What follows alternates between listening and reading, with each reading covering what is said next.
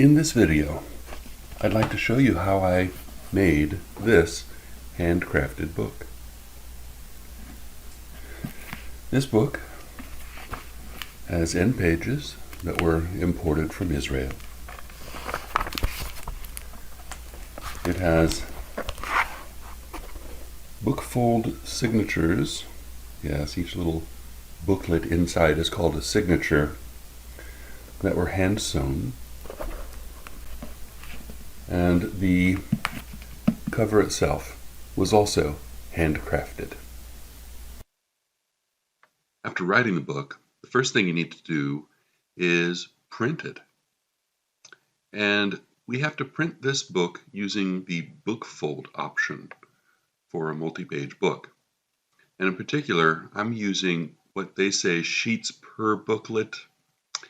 That's really pages per booklet. I'm printing 32 pages of booklet on 8 sheets of paper. Each booklet uses 8 sheets of paper. So whatever it says here, sheets per booklet, it's really 8 sheets of paper with 4 pages printed on each sheet, making 32 pages per booklet. I'm giving 1/2 inch margins all around, but with a 3/4 inch gutter. The gutter is the region between where on the sheet of paper there's going to be a left page and a right page. There's a gutter that allows for you to bind in the middle. The paper I'm using is legal sized paper with a different odd and even page, a different first page. And so these are the print options that I selected. When I'm printing, I have to print one sheet at a time, because after that sheet comes out, I have to pull out the tray and put that sheet back into the tray, flipped over, like this. And then I hit the OK button, and it will print on the other side of the sheet. For some reason, the two-sided printing for this printer, and this printer is supposed to be capable of printing on 2 sides, somehow doesn't work in the bookfold setting. Each and every page has to be fed one at a time, and then flipped over,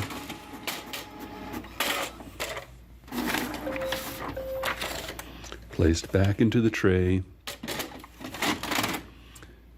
and then run through to print on the other side.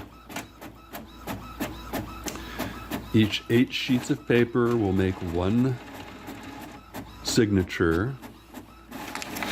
I have to keep track of the page numbers as we go along, so I make sure that they're not out of order here. There are 544 pages in the book. Divide that by 4, and that gives you the number of sheets of paper that have to be fed into the printer. But each sheet needs to be fed in twice so that we get both sides to be printed on.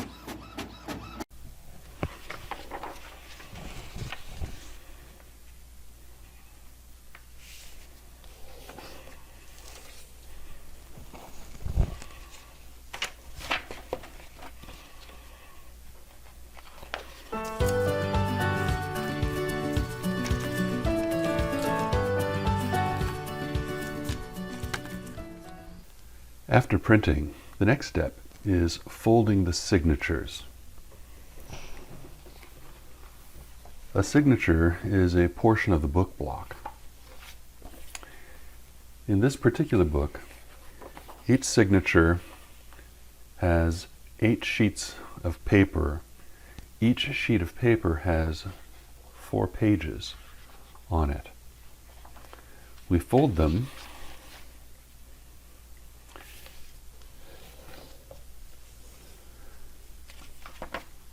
and then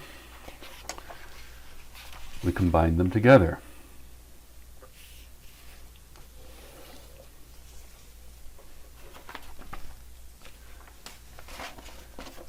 You'll note that making these individual pages requires special printing. This particular sheet of paper has page 90, 99, and on the back it has page 100 and page 89.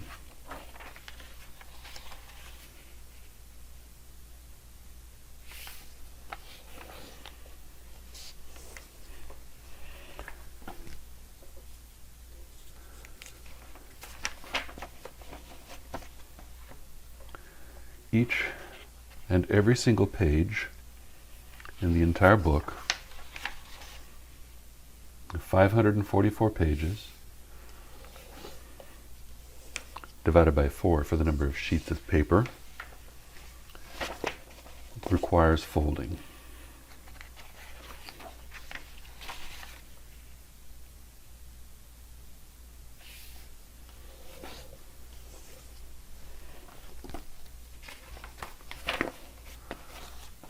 Some people use what is called a bone folder for this part of the process,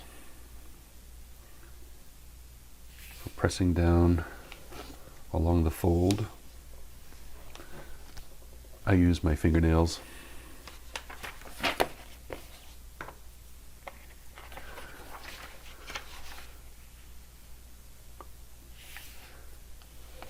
For some people, after pressing their fingernails so hard, so long, against sheets of paper, that may cause injury to their fingers.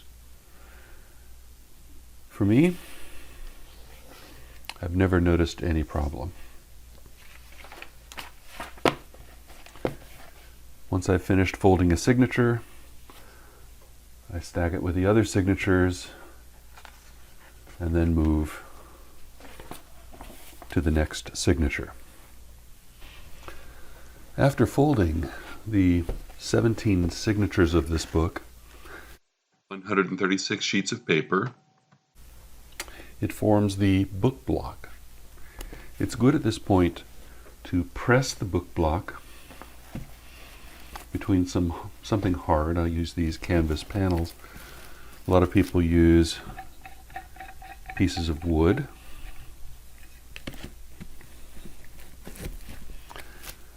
You can press these under weight. It doesn't have to be clamped. I'm using these clamps to clamp this together. This helps to relax the fibers in the folds of the book block.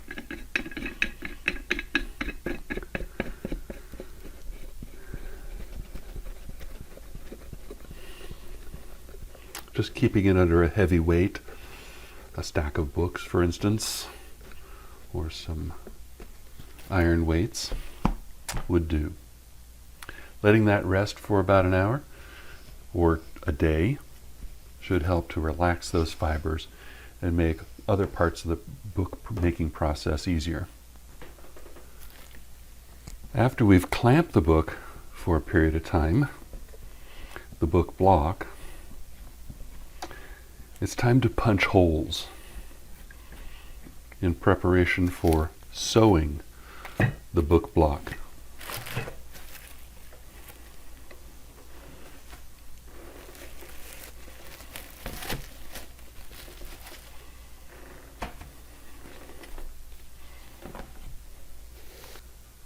We want all of the holes to be perfectly aligned.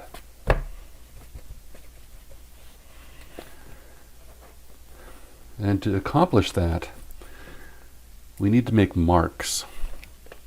I've found that for this particular page, the paper I'm using is legal size, which is 8.5 by 14. I make marks at 3/4 of an inch. That's where the first thread is going to go. 1 inch, 1/2 inch, 1 inch, 1/2 inch, 1 inch, 1/2 inch, 1 inch, 1/2 inch, and 1 inch. In this way, the straps, which I make out of these pieces here, will be able to fit in those 1/2 inch gaps.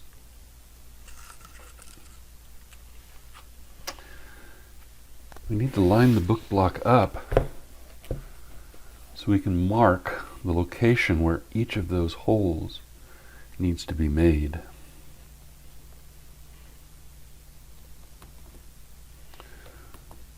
So we'll make a mark all along the spine here of the book, marking each book block, each signature in ink where the hole must be made.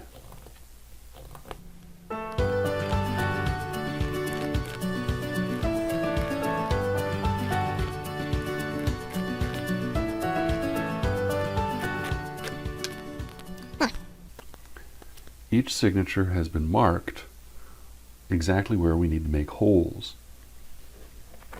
At this point, I'm going to use these old pieces of bookboard.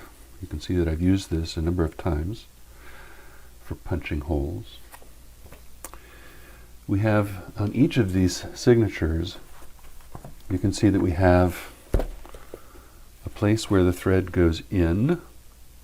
It comes out around a strap and back in, out around a strap, back in, out around a strap, back in, out around a strap, back in, and then back out. There will be 4 straps holding the book together. Also note that we'll have to make 1, 2, 3, 4, 5, 6, 7, 8, 9, 10 holes per signature. There are 17 signatures, so there will be 170 holes that will have to be made. What we'll do is we'll unfold one of the signatures. We'll make sure that the pages are not skewed by especially noting how the pages stack towards the end. I place an ice pick over the place where a hole needs to be made and punch. I'll twist, lift, place, punch. Lift, place, punch. Twist.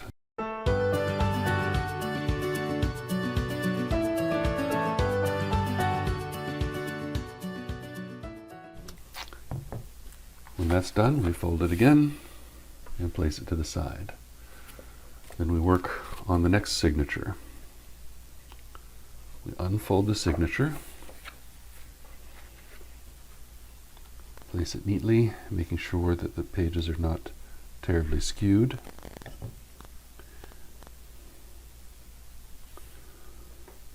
Place the ice pick, punch, twist.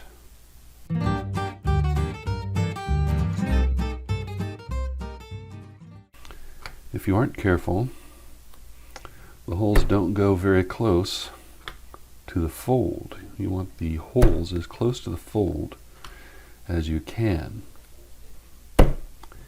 If the pages get skewed, then the holes don't get placed where they need to be when you're sewing the book block.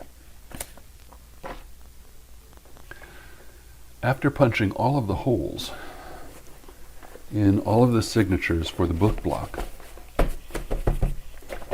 I find it necessary to press the book again, the book block.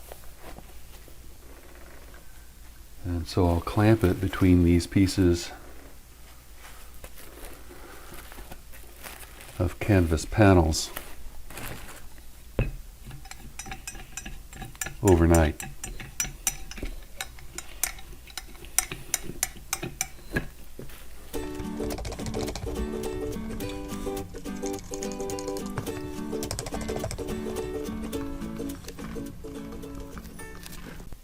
After you've sufficiently pressed the book block, it's time to sew the signatures together.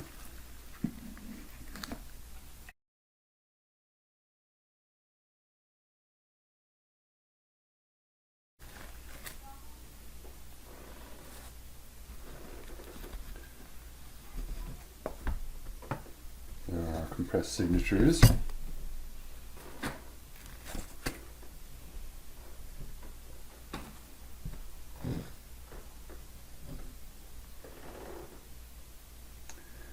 And the first thing you need to do is wax the thread.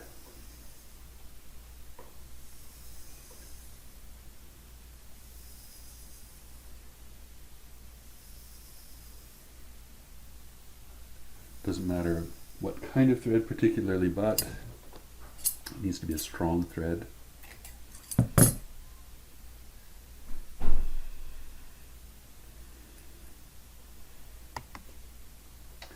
And bookmakers like to use beeswax for this purpose. I'll just use paraffin.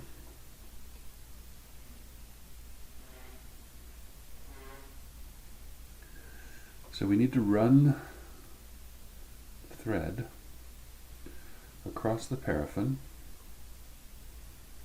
3 times.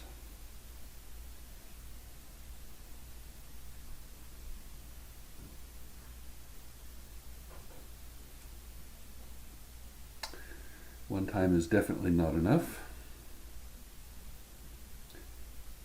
The wax helps to keep the thread from forming little knots and bunching up too much in the process of sewing.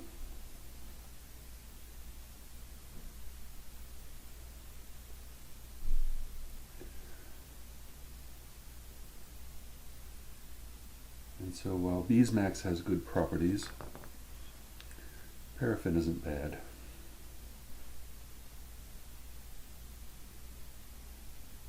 It'll do the trick.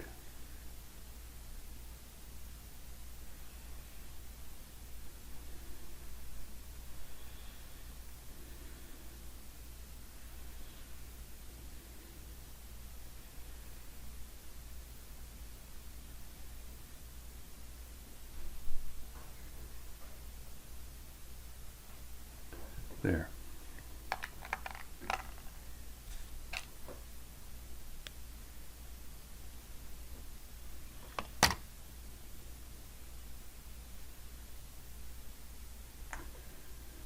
I like to use a big fat needle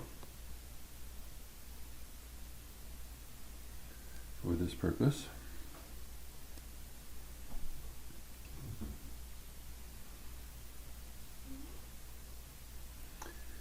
You don't double the thread is single.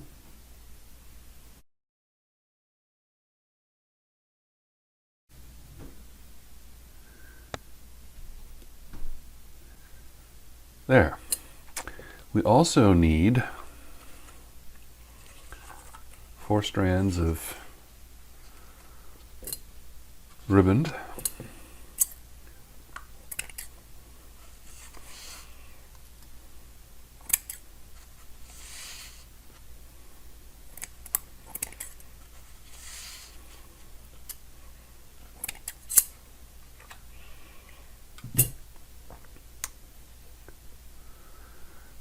And so we begin the sew.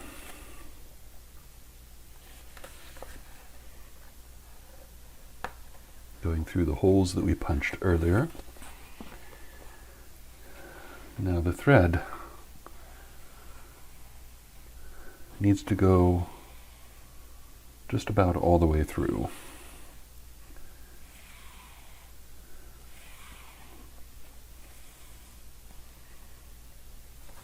I'll leave a small amount hanging out.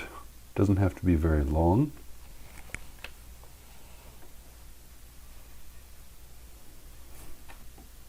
And then it comes back through the next hole. If you've punched the holes properly, it's much easier to sew, to get the needle to go through properly. If the pages were skewed a little bit, that's enough to make it difficult to sew.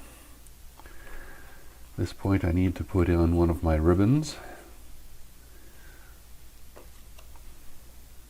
These are going to move around for a while, so it doesn't have to be placed very carefully.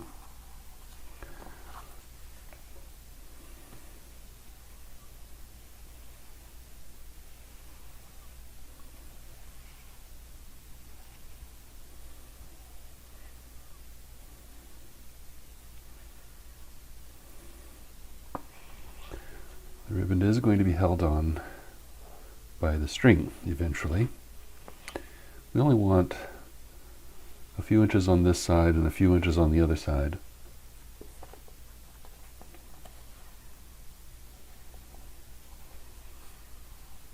Out the next hole.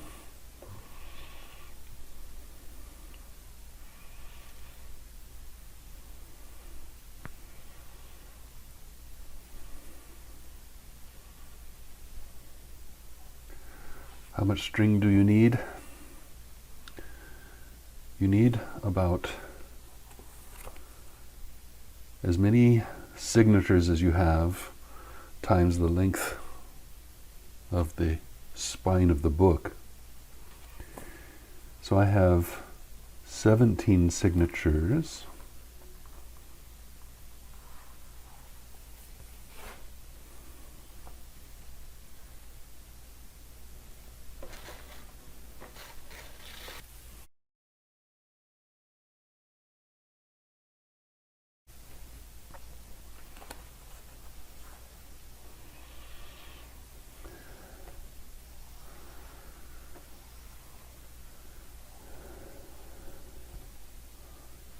There we go.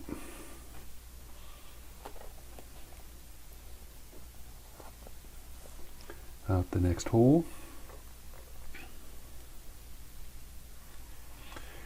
People use different things for the straps. I'm using ribbon. Some people use twine. They take that twine after the book has been sewn and they brush out and fray the ends of the twine so it forms a fan that they can glue onto the book cover.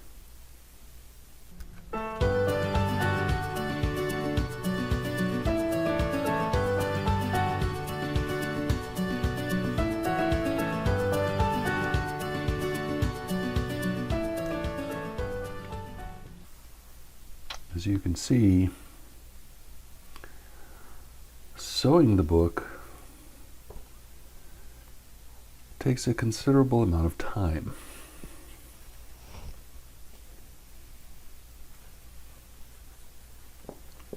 Remember, there are 170 holes that we made. The needle must pass through every single one of them.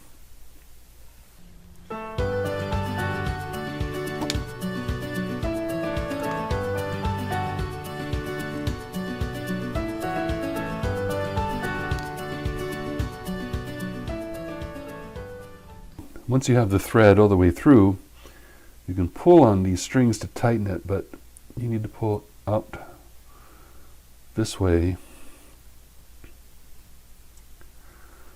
Now that we have all of the straps sewn onto the first signature, we need to attach the second signature. And so to do that, we'll come in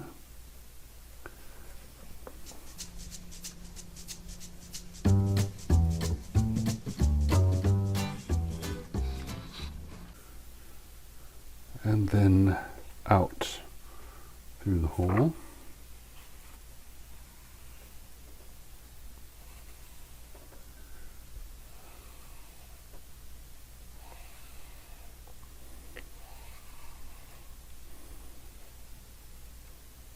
There we go. We'll tie this around the strap.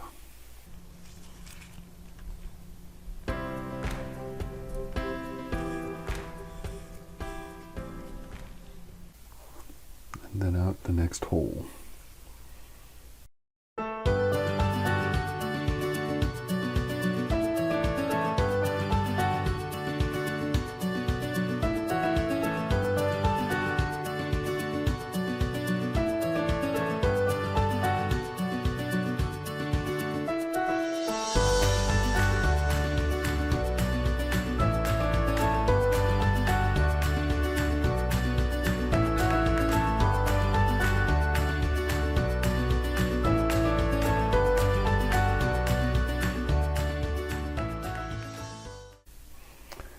Now it's good if the string is relatively taut. I'll pull this. I like to pull along the threads in the spine, tightening them together. And then on the last one here, we need to tie that to the thread from the first signature, tying these two signatures together.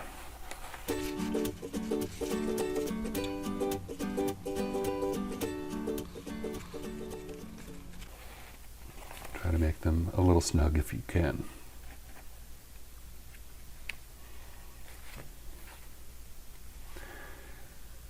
And now we're ready to attach the third signature.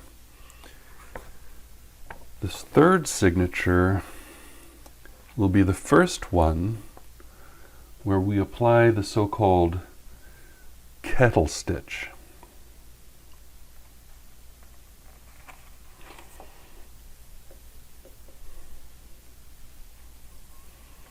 The first two signatures were tied together by that knot with that first thread.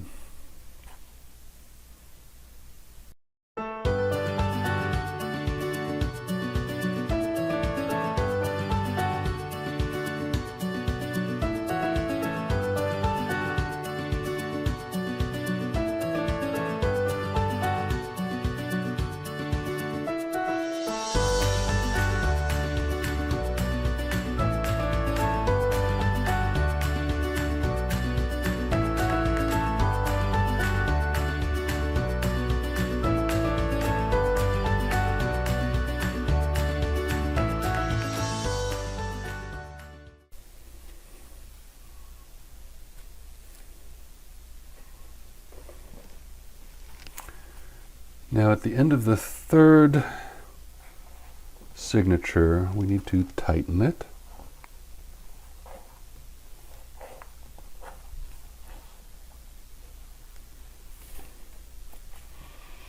And once it is sufficiently tight, we need to perform a kettle stitch. The kettle stitch will attach this signature to the previous one. We'll need to loop around that knot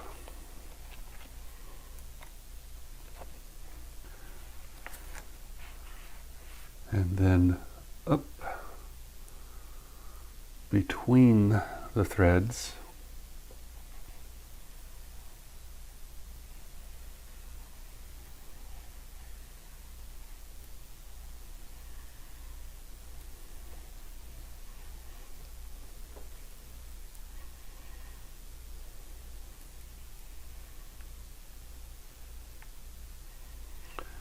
and at the very end we tighten those up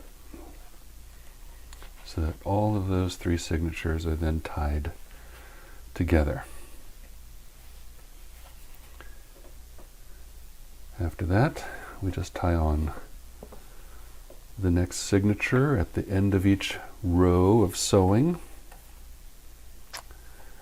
We tie a kettle knot.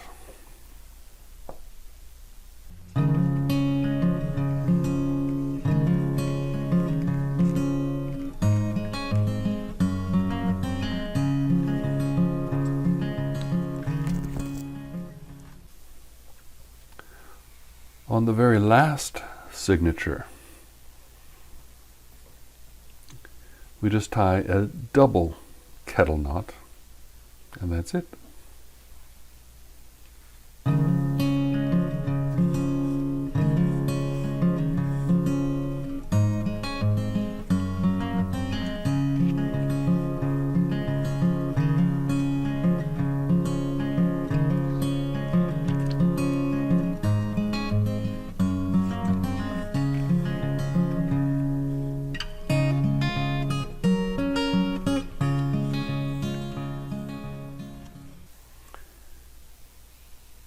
As you can see, it takes many hours to sew a book together.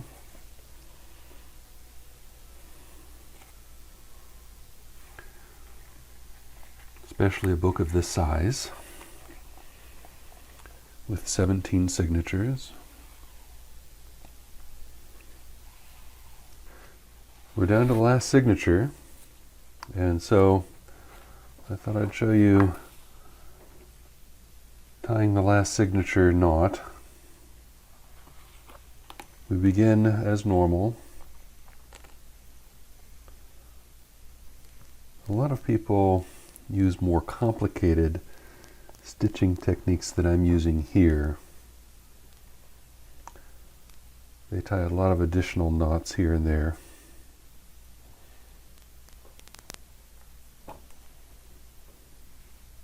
I just tie a knot at each end of the signature. It's very rare that I don't run out of string. I did not run out of string this time because I pulled so much off the spool to begin with. If you happen to run out of string, you can tie on more string, but make sure that the knot tying the strings together is on the outward spine, not interior to the book.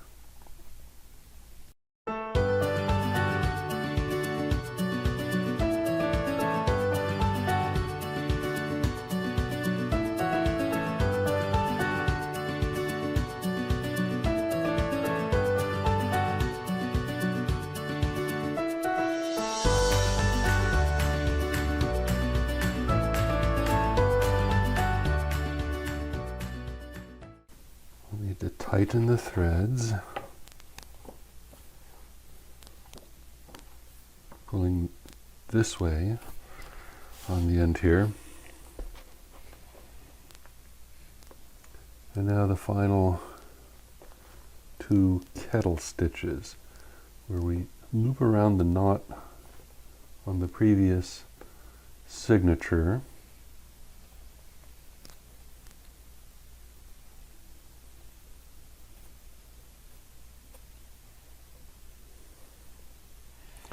Pushing the book together like this,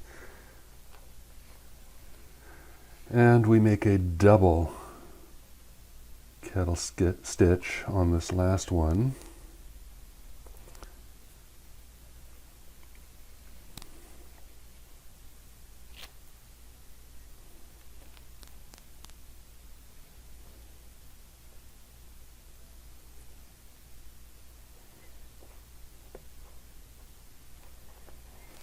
And once that's pulled too,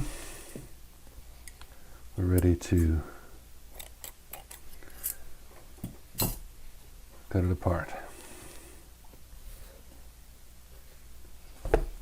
And we have our book, the book block. The next step after this is to glue the book block.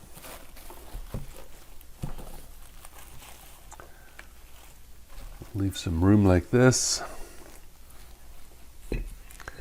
Leave the spine of the book sticking out and then attach clamps.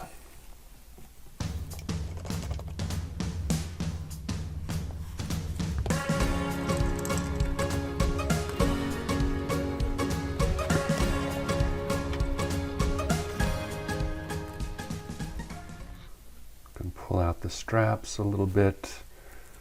Sometimes they tend to bunch up under the stitches.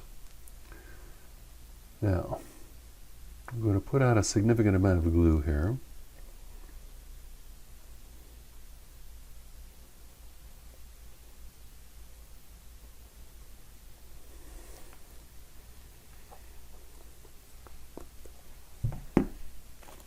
And we're going to rub this into the signatures. At the end of the book block, brush outward, not inward, because you don't want to get too much on the end there. Notice I'm not getting glue onto the straps. Not very much. It doesn't matter if a little bit gets on there. It gets on there. We just want to make sure that enough glue gets into the gap between each of the signatures.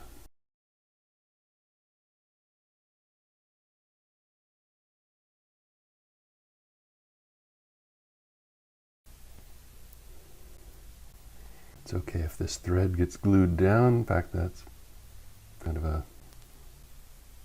good to do. Now, you don't want to leave up like this. It's better the book block dry. It's better if you leave the book on its side so that the glue doesn't seep too far down into the between the signatures. Now that we've had time for the spine of the book to dry, the next step is to round the spine. We round the spine using a hammer and gentle taps on the spine.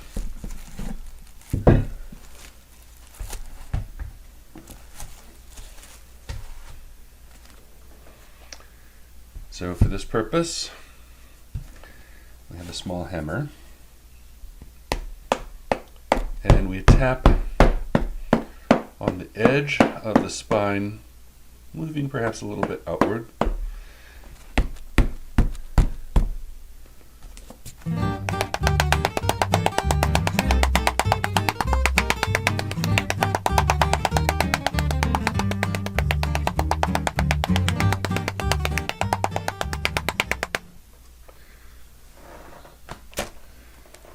It may take some time to get it right.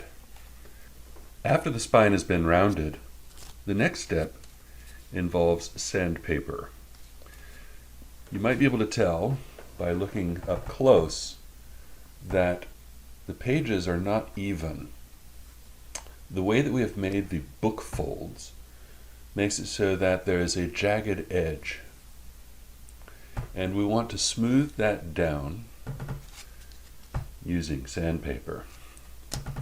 To do that, we'll clamp the book again, but this time with the jagged page edge to the front.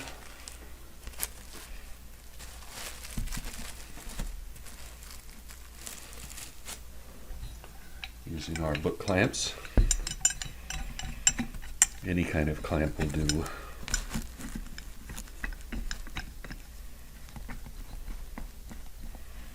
These are just some clamps I found in my garage.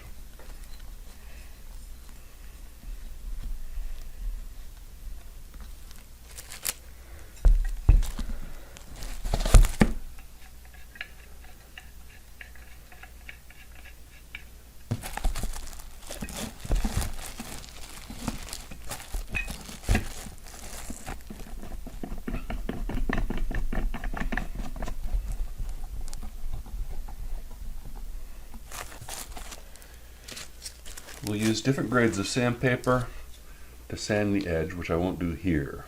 This is a messy job and it has to be done outside. We'll use different grades of sandpaper to sand the edge of the book smooth.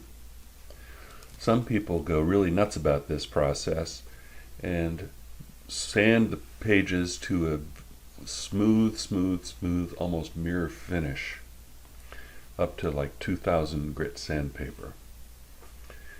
I'm not going to go to that extreme. I just want to get rid of the jagged edges. Some people use the really fine grit sandpaper so that they can gild the edge. Put a gilded gold leaf finish on the edge. I'm not going to bother with that either. After you have sanded down the edges of the book, and make sure you rifle through the pages to be sure that there are no bits of sawdust left embedded in the end of the pages, it is now time to attach the end pages to the book. The end pages serve a decorative function and also an important useful function in the structure of the book. I make end pages from special marbled paper like this, or now these have all been cut from long pieces. This is another type of marbled paper that I've used. In addition, I have some special marbled paper, which is very pretty. The pattern on this is nice. I have other colors that I've used in the past. This pattern wastes a lot of paper. The paper comes in long sheets. This is a remnant of a much larger sheet of marbled paper. Normally, I could make another couple end pages out of the remnant like this, except for this particular pattern. It has to go like this on the end page, and not like this or this. There's a particular orientation that you have to have. And if I were to make end pages out of this remnant, they would have the wrong orientation. They should be like this, a wide sheet like this. The end pages were cut from a giant sheet of paper, about this long, and they were cut to be 8.5 inches by 14 inches, a legal size sheet of paper, the same size that was used for each page of the book block. So to attach the end pages, we'll select which end pages to use. I suppose I should use this special kind that has a particular orientation. For this one, it's important to get these right. The glue attaching these to the book block has to go on the correct side, or else the page will end up upside down, and we don't want that. It has a special orientation for each page. So maybe we should illustrate that. The first thing I'm going to do is use scissors to trim these straps. These straps are too long right now. I'm going to shorten them.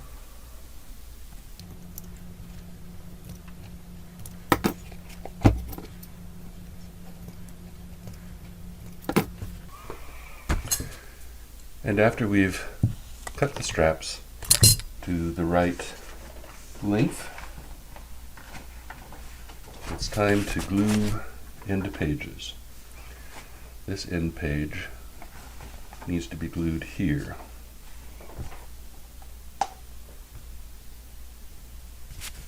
We'll get the next end page ready to go before we put glue on. I'll put a thin stripe of glue along the edge and along the edge of the other end paper as well, doing them at the same time.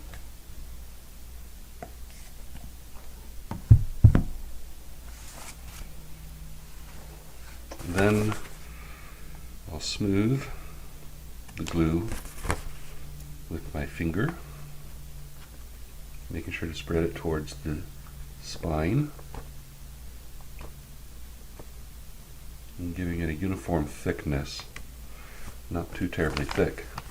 Check one more time it's the right orientation before sticking it under the straps and attaching it to the book block, making sure it's all level on each edge. It's okay to wipe your finger on a strap, because the next thing we're going to do is glue the straps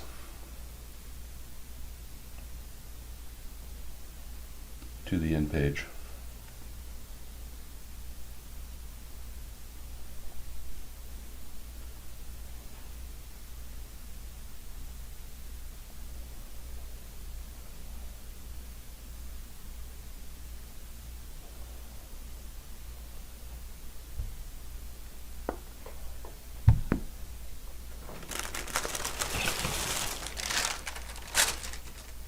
I want to smooth these on.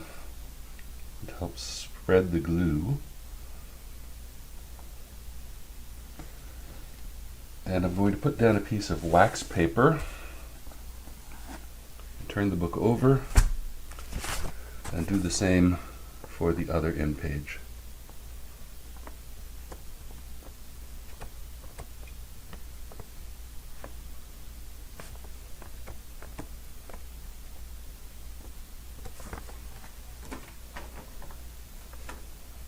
Under the straps,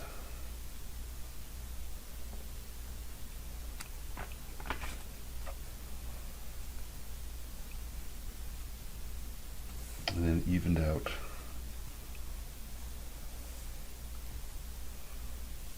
You can wipe the glue on a strap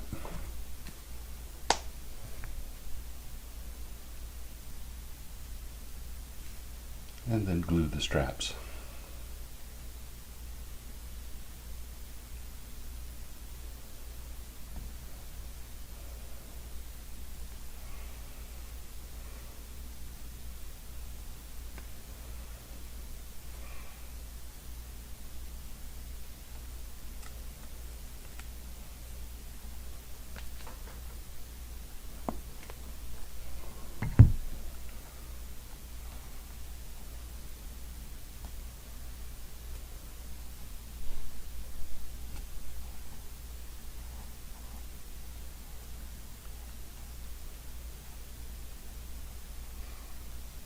No matter if you get glue on the back of the page, since you're going to have glue all over the back of this page when you glue it to the cover.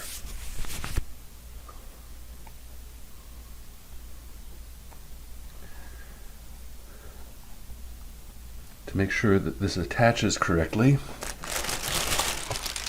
I'm going to have another piece of wax paper. And I'm going to put this back in between these press boards.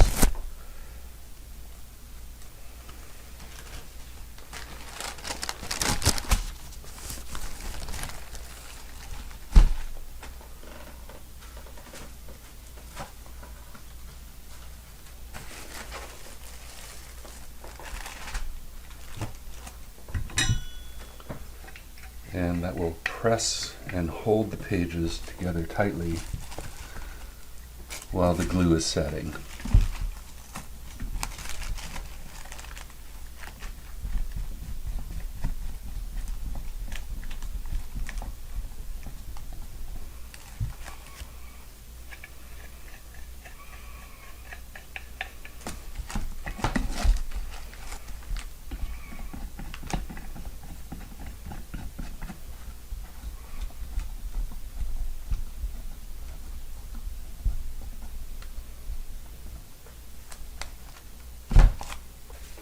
While waiting for the end pages to dry, I can start making the cover of the book.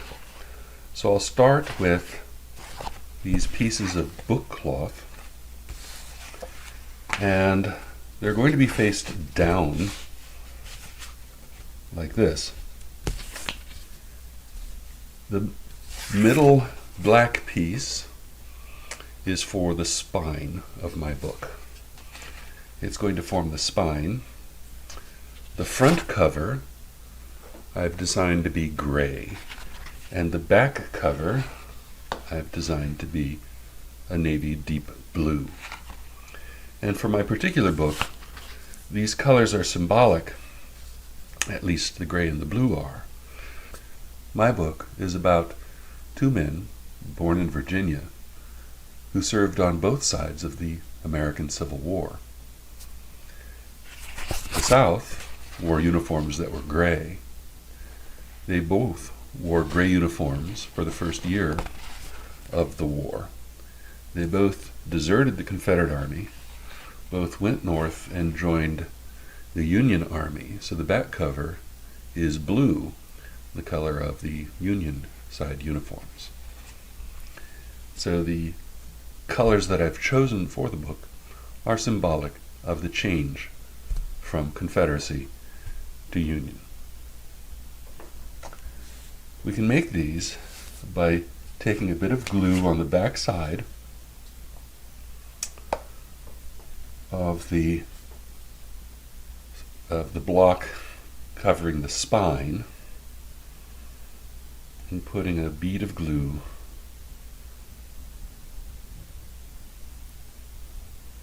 down the edge on each side.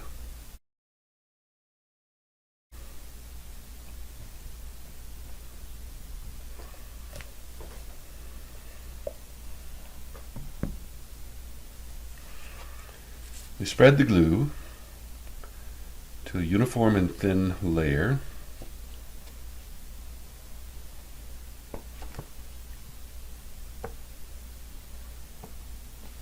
Trying not to get glue on the other side.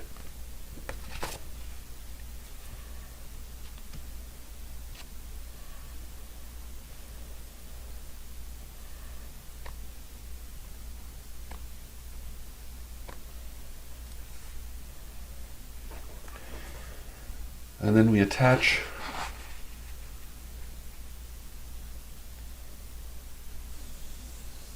each cover piece of book cloth to each edge.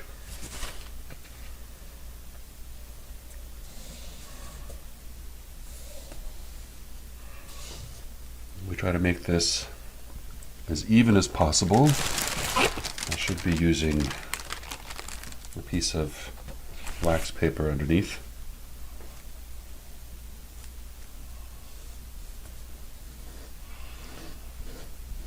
Press the glue towards the center.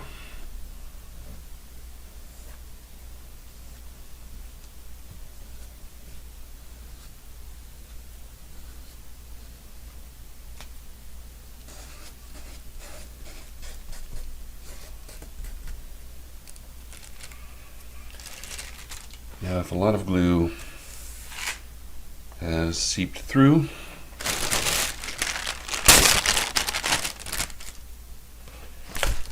as it appears it has here, then we may need to use a bit of water.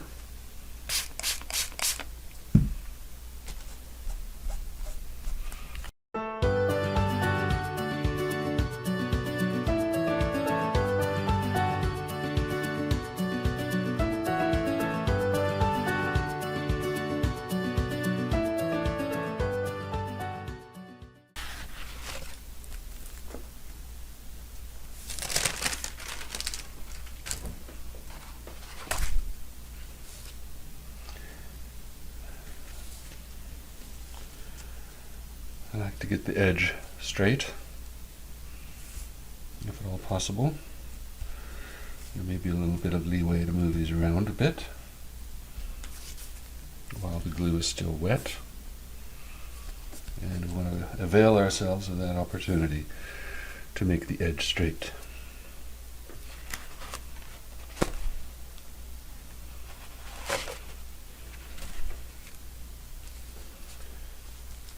We want this to dry flat.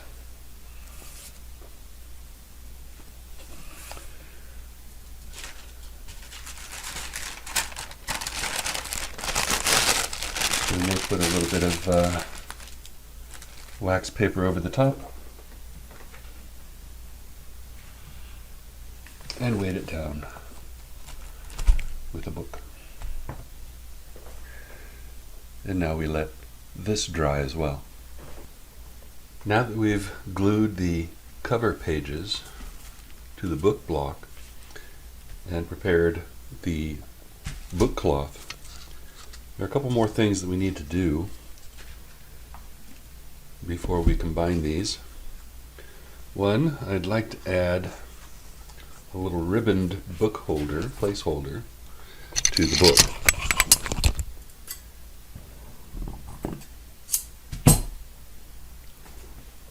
And we'll do that by simply gluing a piece of ribbon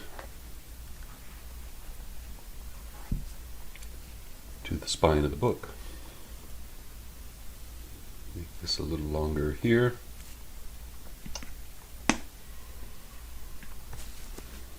Simply add a bead of glue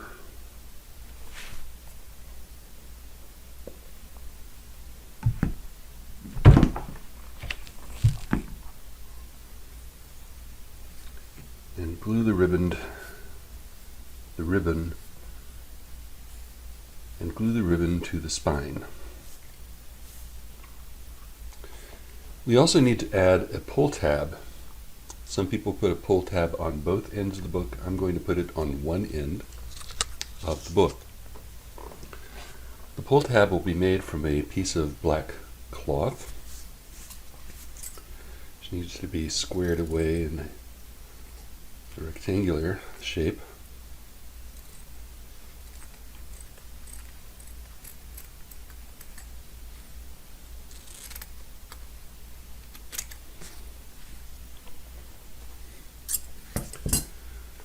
The width needs to match the width of the spine of the book.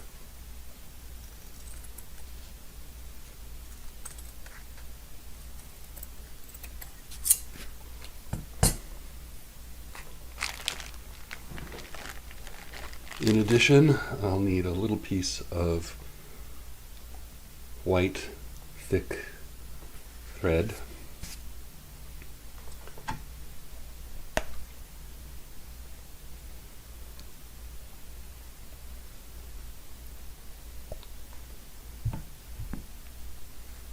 And I'll fold this over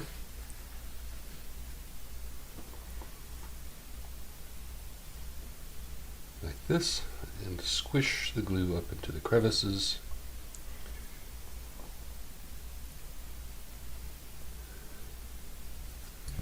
And then trim the white end on the edges.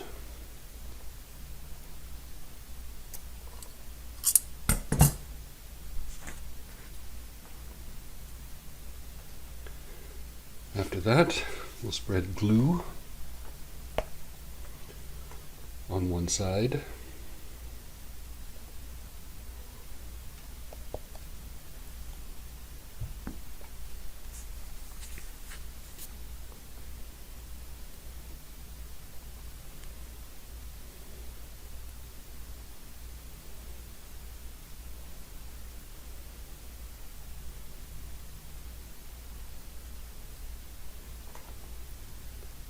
And then attach the pull tab to the spine of the book.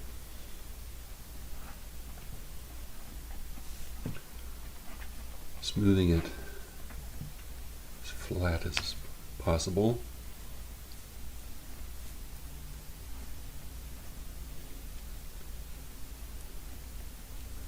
This will be concealed by the cover, so it doesn't have to be perfect.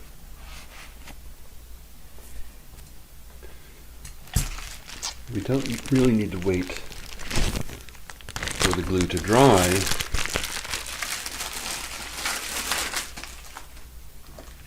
before we add book binding cloth.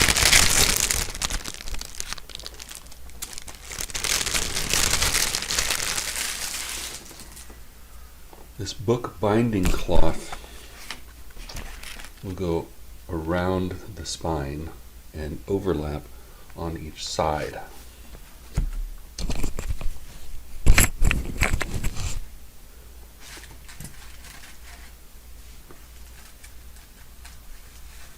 Let's see.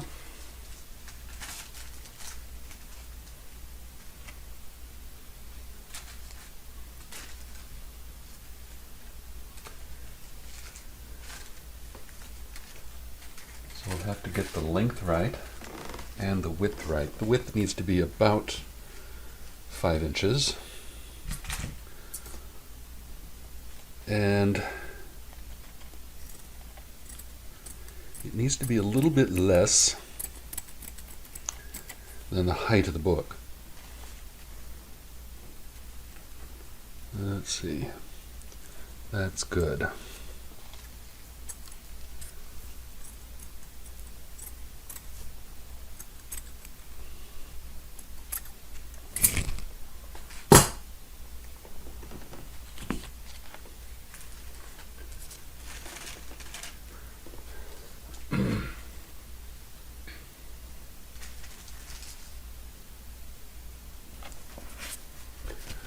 The book binding cloth will go around the spine like this and around on both sides.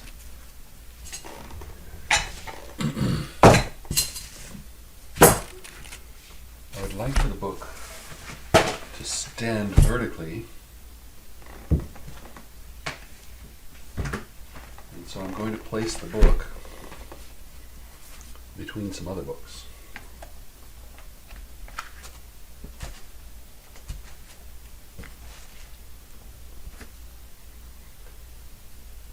Like this.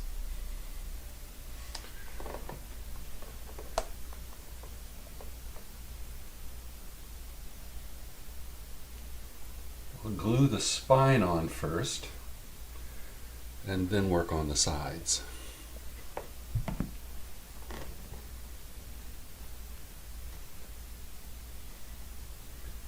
The glue easily passes through the mesh. We want to spread this evenly.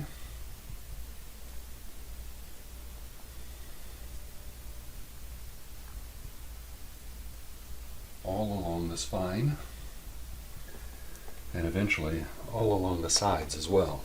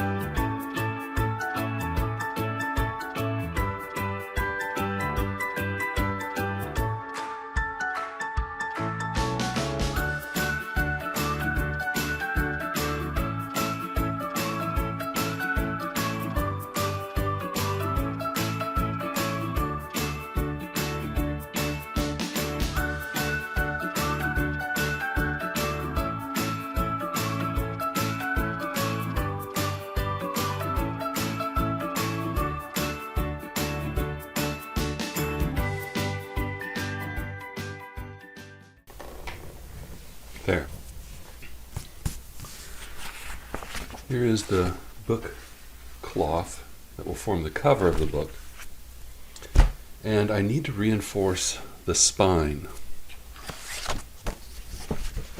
And I'm going to do that with some thick cardstock.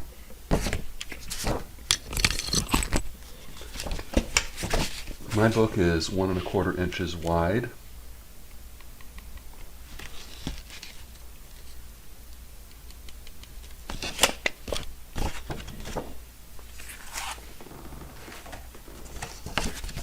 So I'm going to make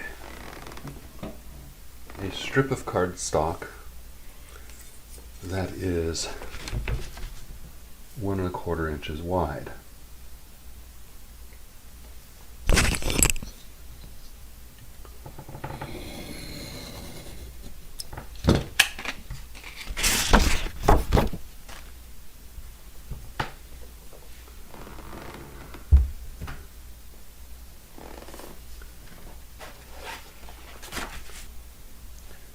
The cardstock needs to be about the length of the book, perhaps less, a little bit is fine.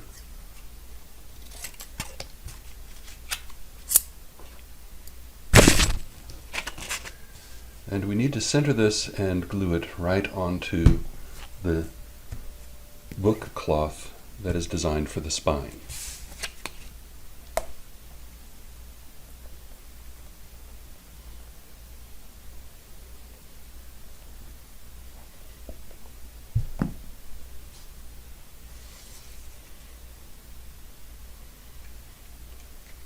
This will help to stiffen the spine.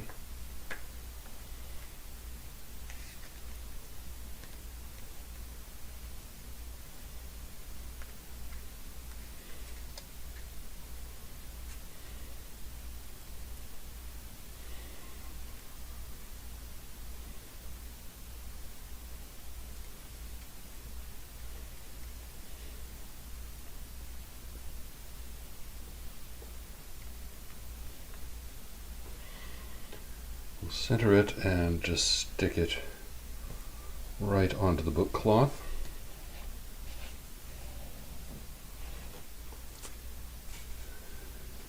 You can have messy edges, that's fine. It has a tendency to want to peel up away from the book cloth. And because of the tendency to curl up away from the book cloth, we'll want to weigh this down underneath a piece of wax paper.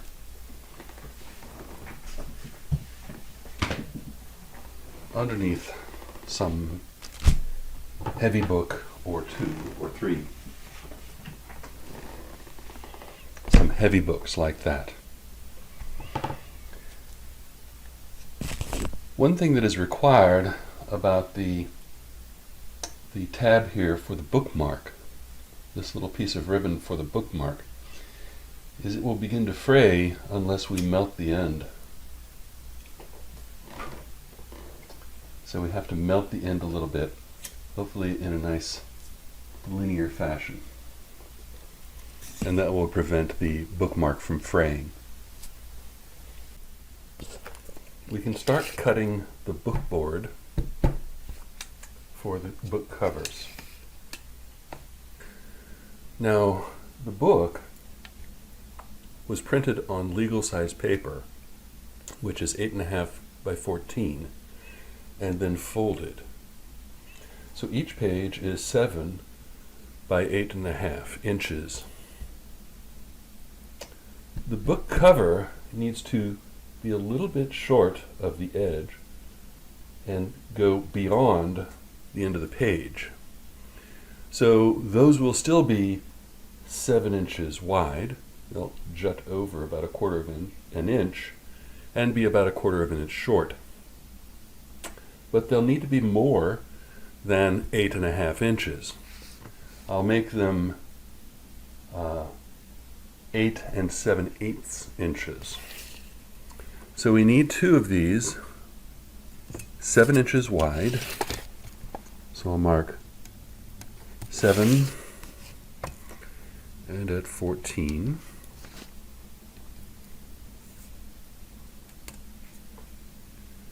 Seven and 14. And it needs to go to 8 7/8. 8 7/8.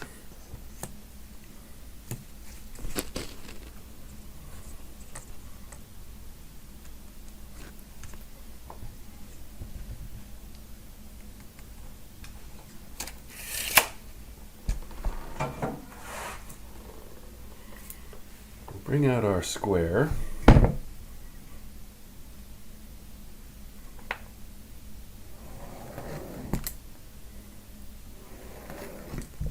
And mark these dimensions on the book board.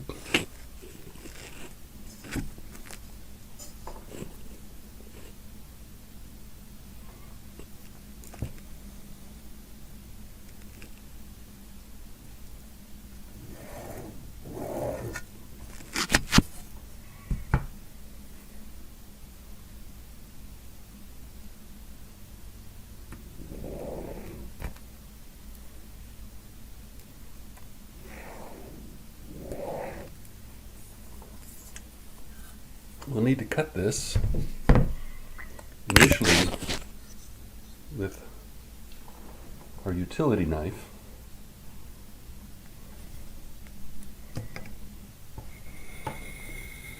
Oops.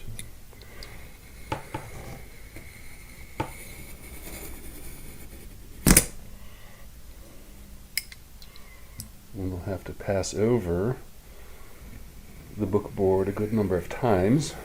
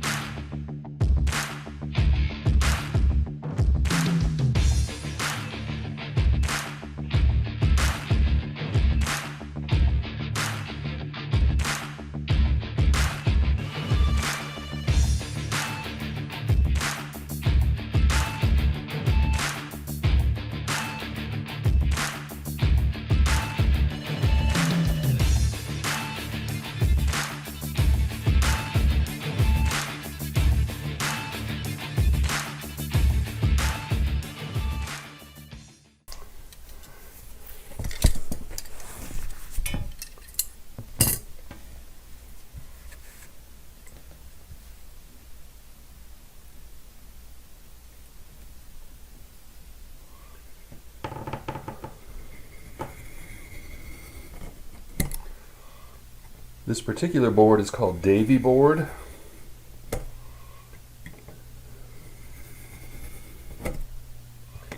It has its pluses and minuses. I've used other kinds of boards.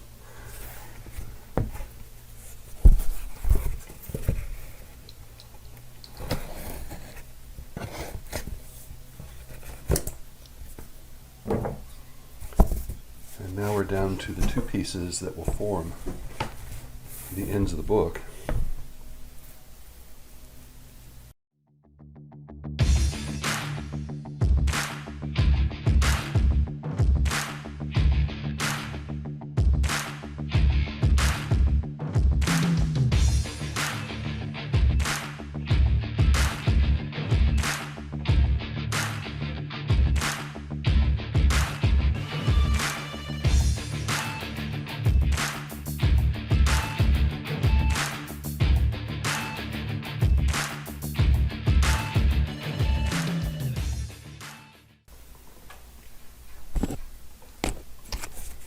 We have the two pieces of book board that will form the covers of the book.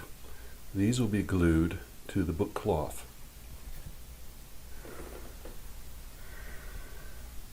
Now that we've allowed the glue to dry, it's time to glue the book boards to the book cloth.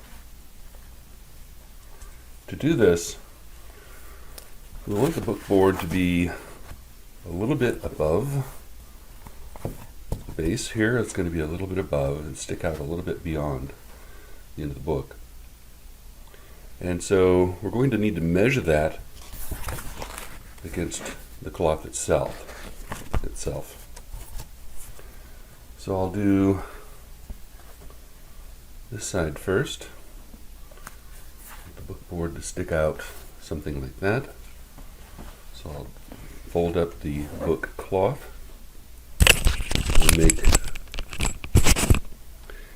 and make some marks where we want the book board to go. Do that on both ends.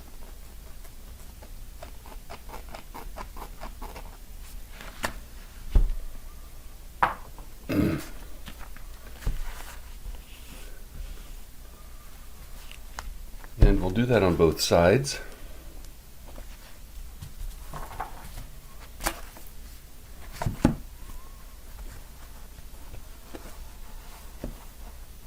Place the other book board. Fold up the book cloth and adjust the book board a little bit there. And then make marks.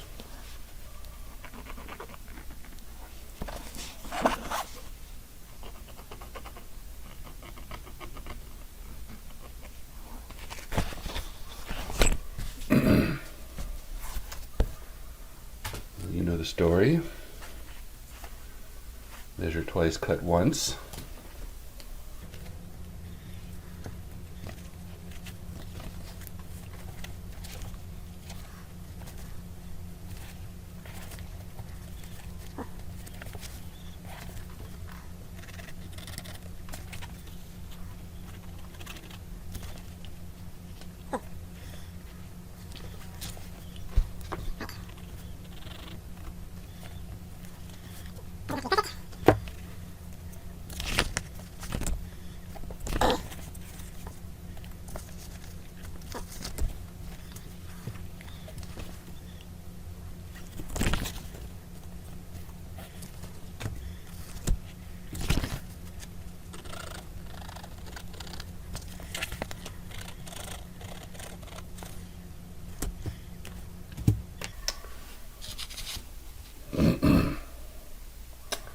At this point, we need to glue the book boards onto the book cloth.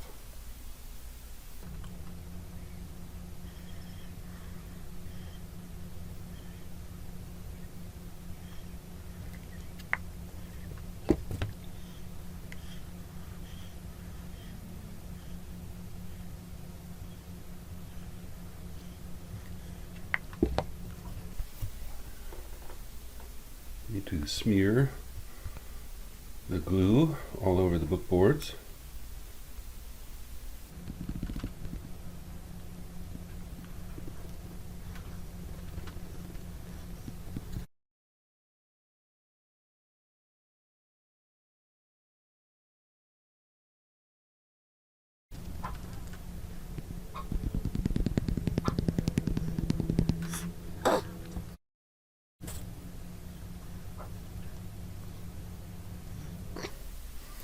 This onto the book cloth. It's still able to slide around a little bit.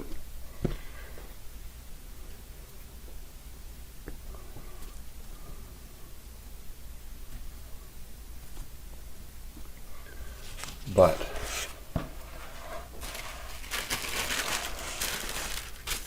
one of the most important parts is squeezing the bubbles, the air bubbles, out of the out from between the book cloth and the book board.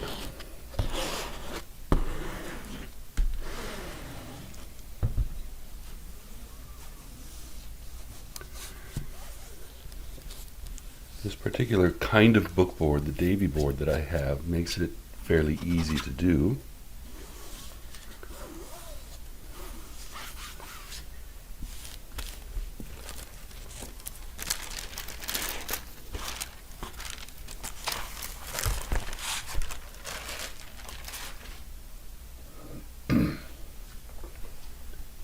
Put the other book board on too.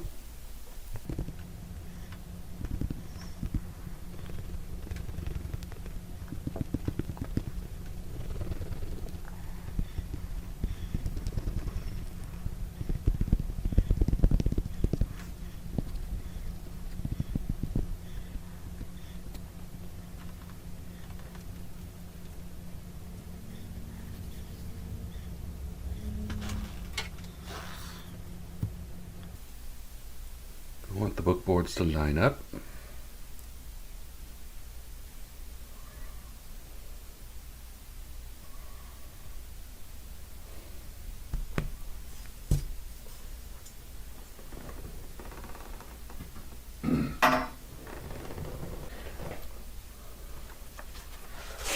And once more, I need to squeeze out any air bubbles.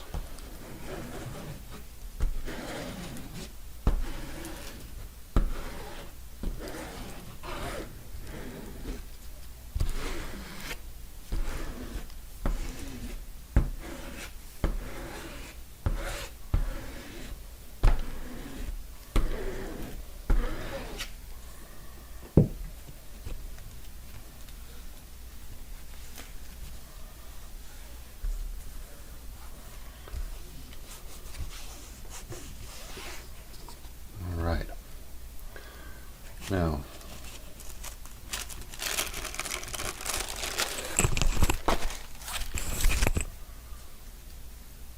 before turning up the sides, we'll need to let the glue on the back dry. If we let it dry without being pressed, then the book boards will tend to warp, and we don't want that. So we're going to leave these under significant weight.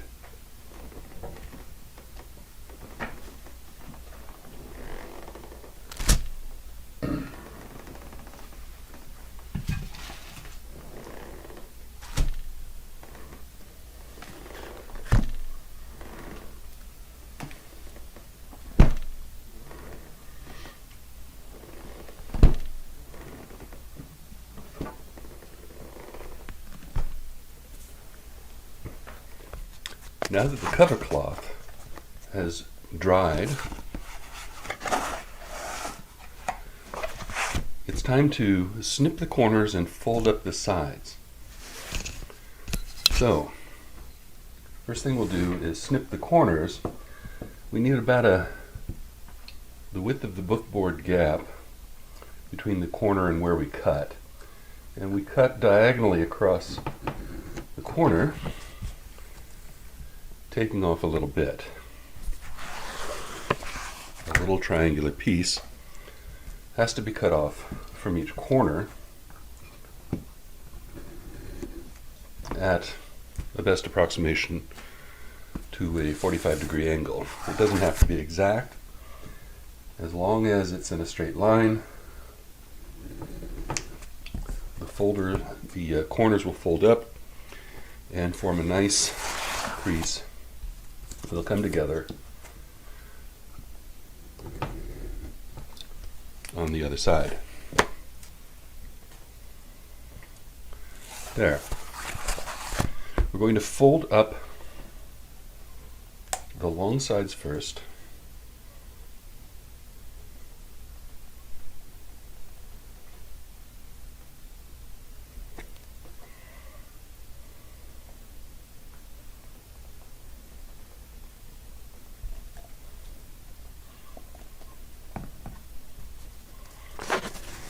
So we'll smooth the glue on these little flaps.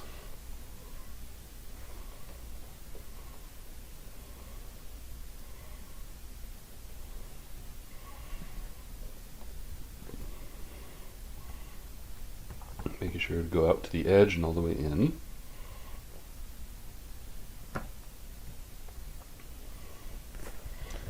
And then fold.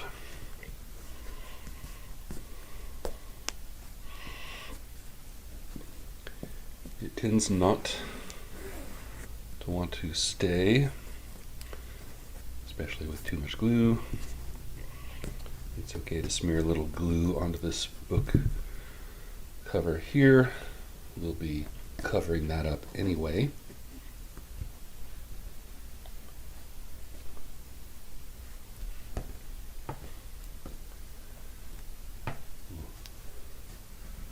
Press into these corners.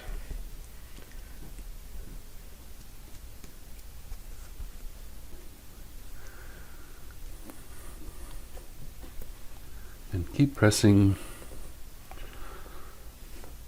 until it sticks.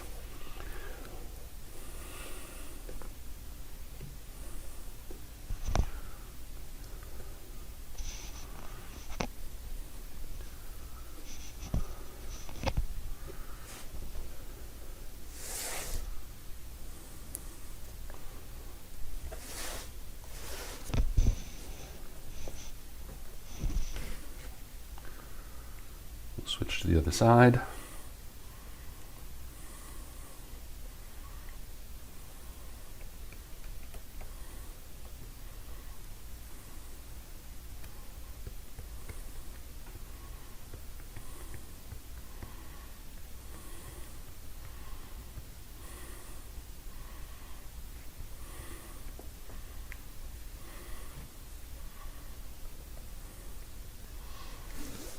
Fold and stick.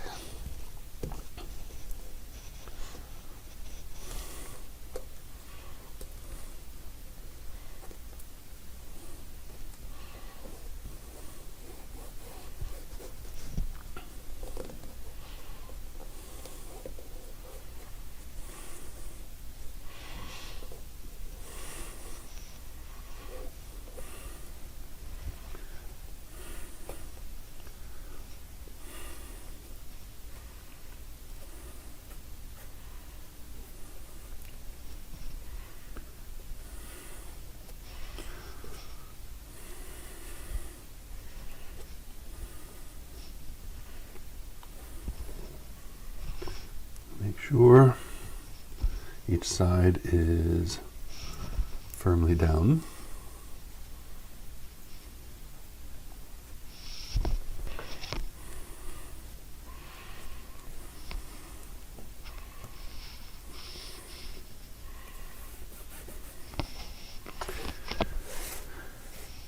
When you're satisfied that those are done, we'll switch to the other ends.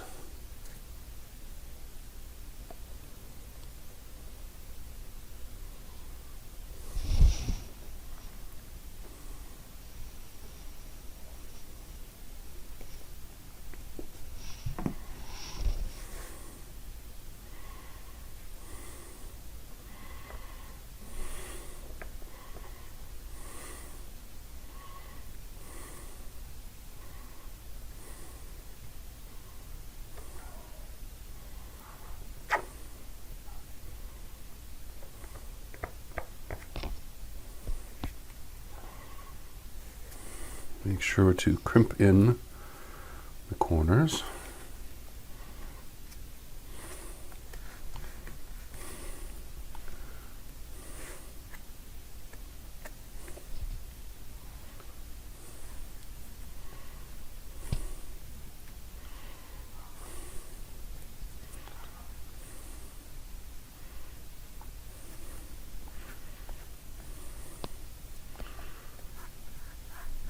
And because of that diagonal cut, these corners come together just right.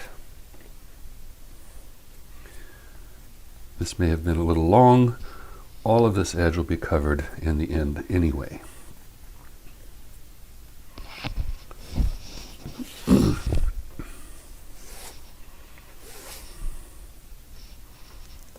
Try to make sure all the sides stick.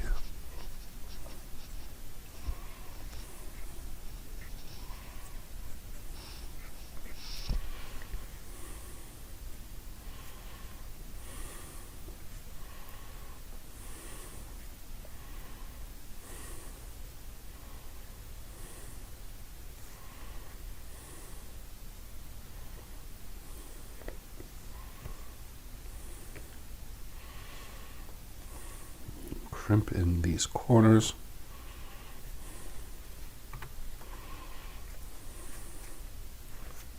Not much glue there.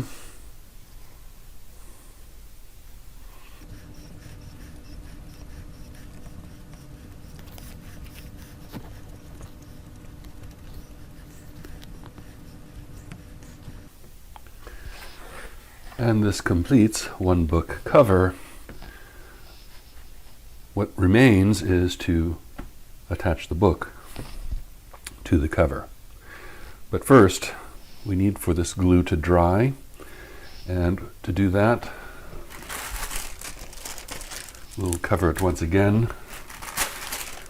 with wax paper and weigh it down with heavy books.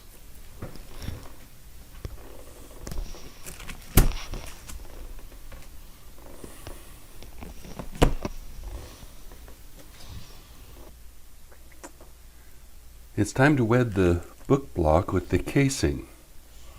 And to do that, we need to spread glue over each page, end page.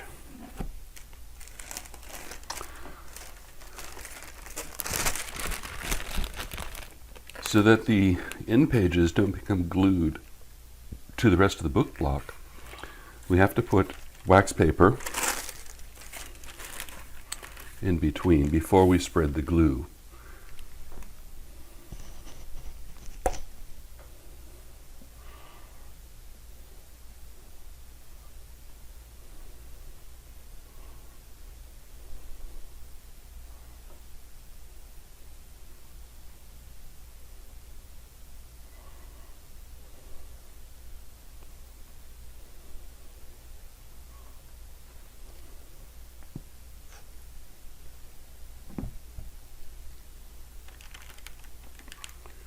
We spread the glue across the entire surface, making sure to go all the way to the edge.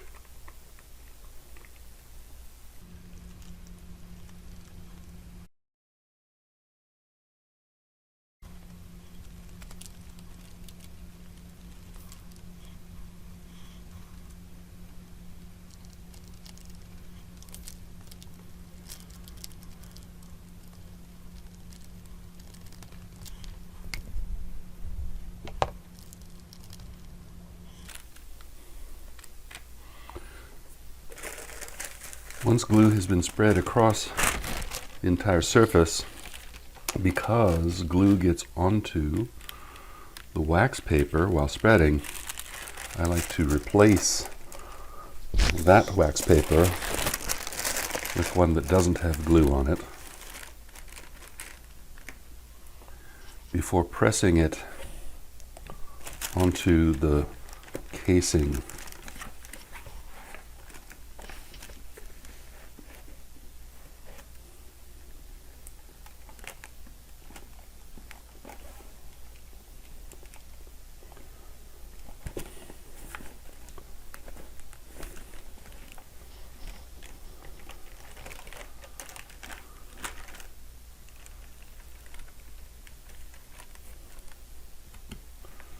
I like to make sure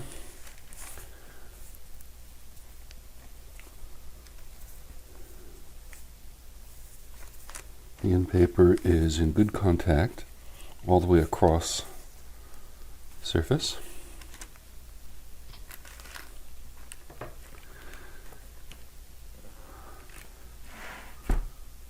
One side done, we'll wait for this to dry before applying glue onto the other side, but in the process we'll weight this down with heavy books.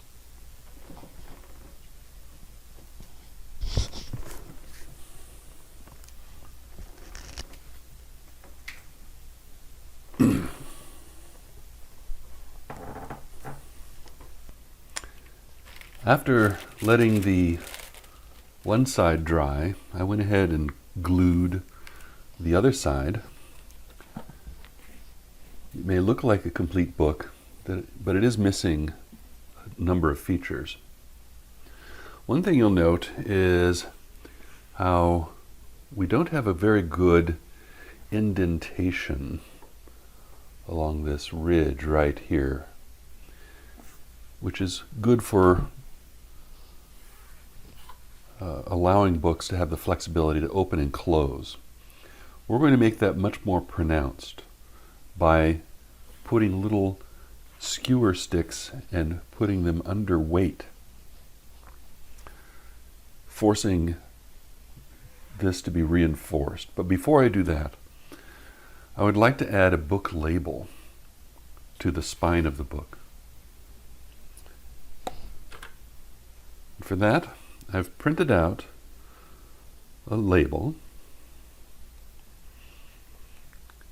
and I'm going to glue that to the spine.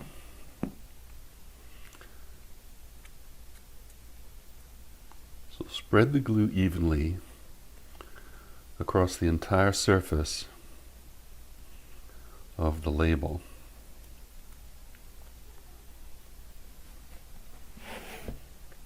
And then place that carefully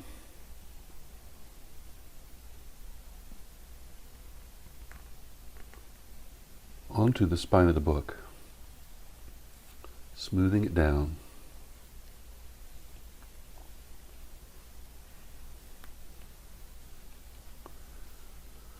This is just paper, and we will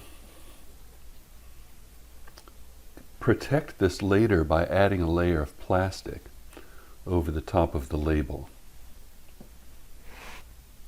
Now it's time to reinforce those creases on the spine using these skewers. And so we'll press these into the place where we want to make that crease. And I'll use tape to hold it into place.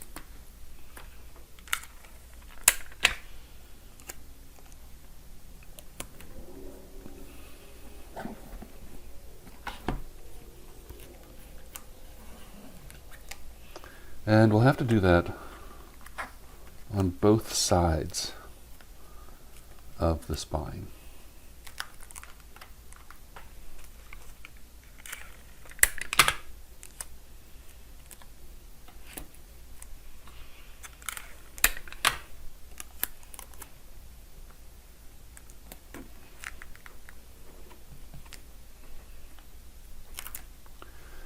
Now that we have the skewers in place, we'll put the book under heavy weights.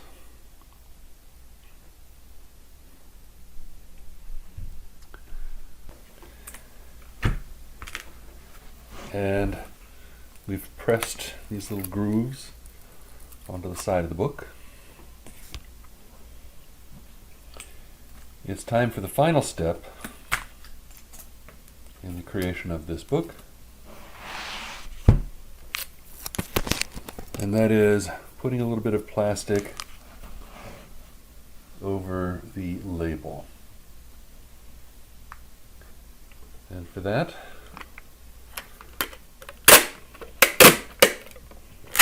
we use a little bit of tape. This is, of course, far too much. We'll place this gently over the label.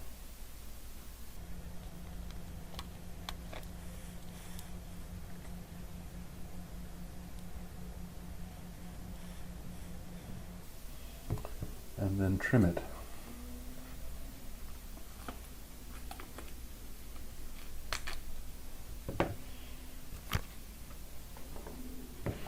I'll need slightly better scissors than I've been using to this point.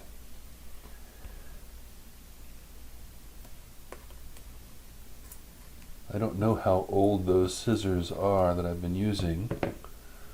I only know that I saw my grandmother using them on about the year 1970.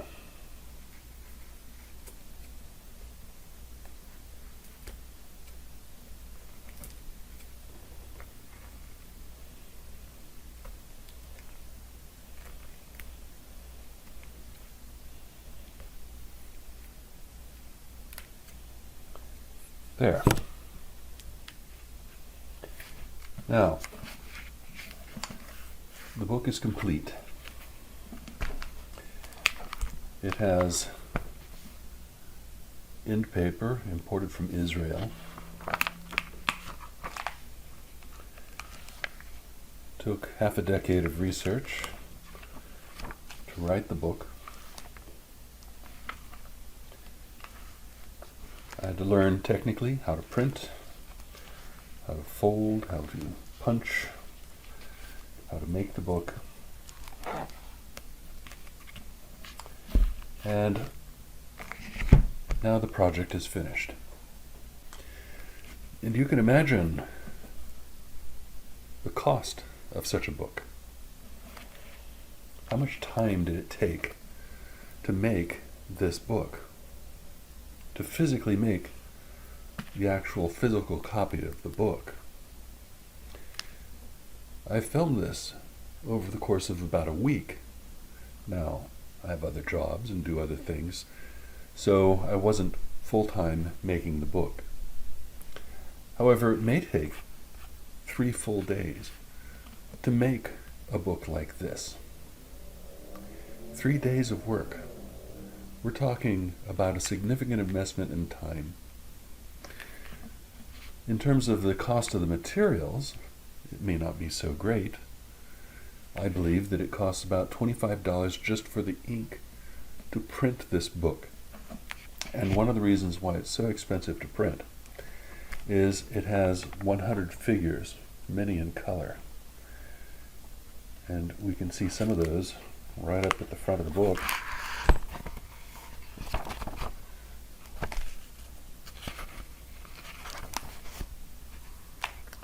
Color pictures right at the front of the book. And all throughout the book, there are color pictures. 100 images in total. It costs $25 just to purchase the ink for this one book. What else is there? It's about $12 for the end papers themselves. And then there's the cost of the book cloth. So, how much does it actually cost to make a book like this? In terms of the materials, it may only cost $50 or $60. In terms of the time,